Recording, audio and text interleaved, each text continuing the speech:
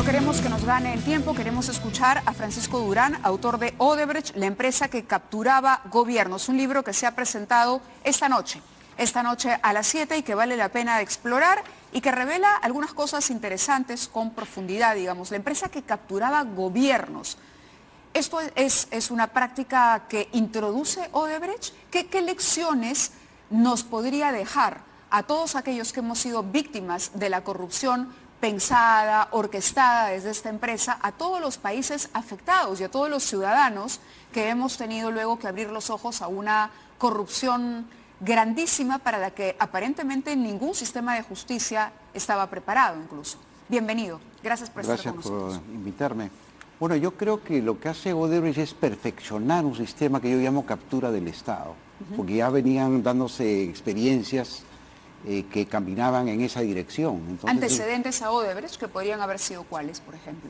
Bueno, en el caso de la construcción es muy conocido que había todo un sistema de influencias diseñado para penetrar el Estado, cooptarlo, y de esa manera, gobierno a gobierno, seguir usando los mismos mecanismos de favorecimiento, es decir, conseguir obras sin mucha supervisión, sin mayor evaluación, con sobrecostos, ¿no? Entonces esto lo perfecciona Odebrecht cuando entra en los 90 con fuerza en el Perú y comienza a desarrollar una serie de proyectos, y curiosamente empieza durante el gobierno de Fujimori y luego en los siguientes continúa, digamos, ¿no? Como si no hubiera pasado nada. Ahora, hay un detalle interesante a propósito de la entrevista que sosteníamos con Mercedes Araoz más temprano.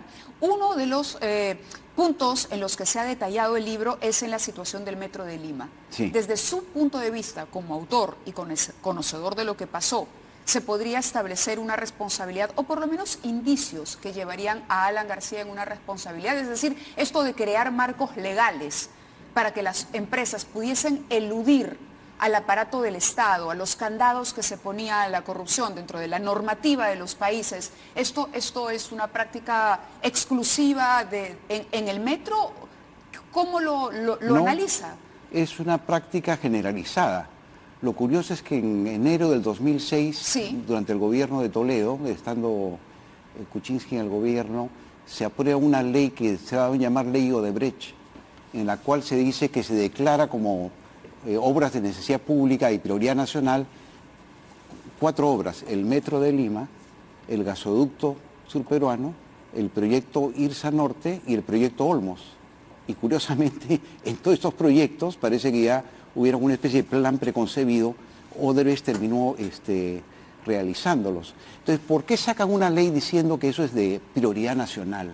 Porque esa ley te permite ignorar contradecir otras, porque a partir de esta llamada prioridad tú tienes que acelerar el proyecto por las razones que se han expuesto. Sí. Necesitamos terminar, el público necesita un metro, lo que fuere, y comienzas a exonerar y a permitir prácticas que generan al final los famosos sobrecostos, empezando que te saltas el SNIP y que tú no le exiges a la empresa que realiza la obra un estudio de ingeniería de primer nivel. Ok, pero esto supone que los más altos niveles de autoridad de los países, ¿por qué? Porque un decreto de urgencia o una declaratoria de necesidad no la puede hacer un director de ministerio. Así es. Entonces, es ahí donde interviene la cabeza directamente. Es cierto. ¿Correcto? Y empieza de la cabeza, y Odebrecht lo sabe. Por eso dice Marcelo, yo tengo que armar un trípode. Tengo que tener relaciones al más alto nivel de tipo personal, dice, ¿no? Cuando en la primera entrevista con el juez Moro. Tengo que estar en las inauguraciones de grandes obras públicas para que vean que mi empresa es indispensable.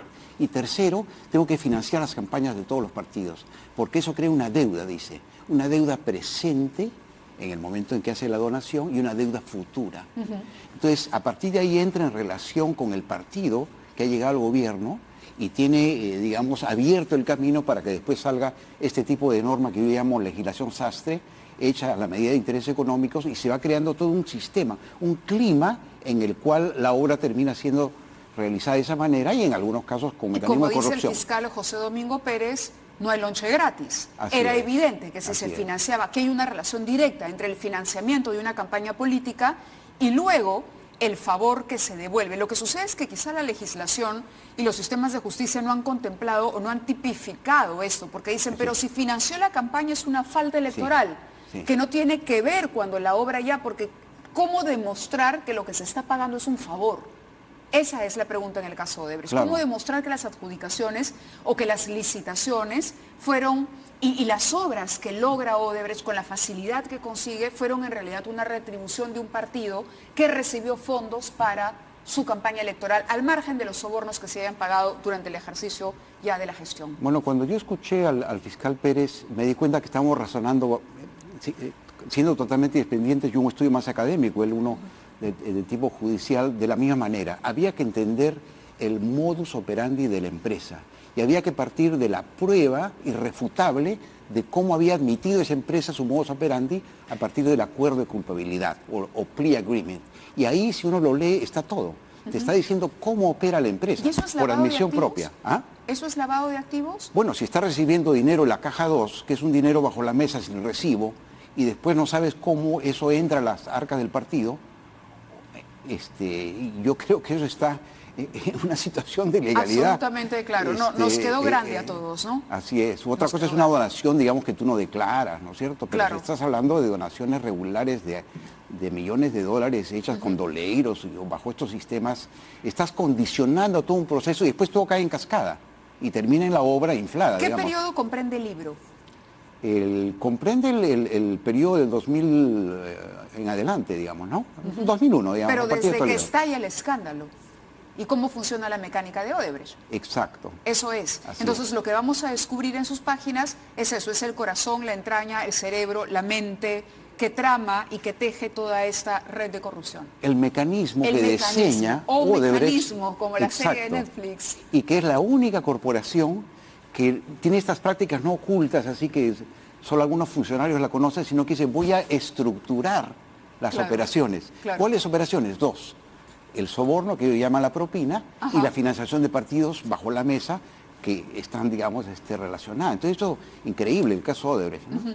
Francisco, nos ha quedado el tiempo corto por la entrevista con la vicepresidenta. Tengo un invitado más, pero le quiero agradecer y a todos los que quieran profundizar y entender realmente para lo que viene, porque esto todavía nos da para rato. Está el libro ya en librerías Está a la en venta librerías, sí. de cualquiera.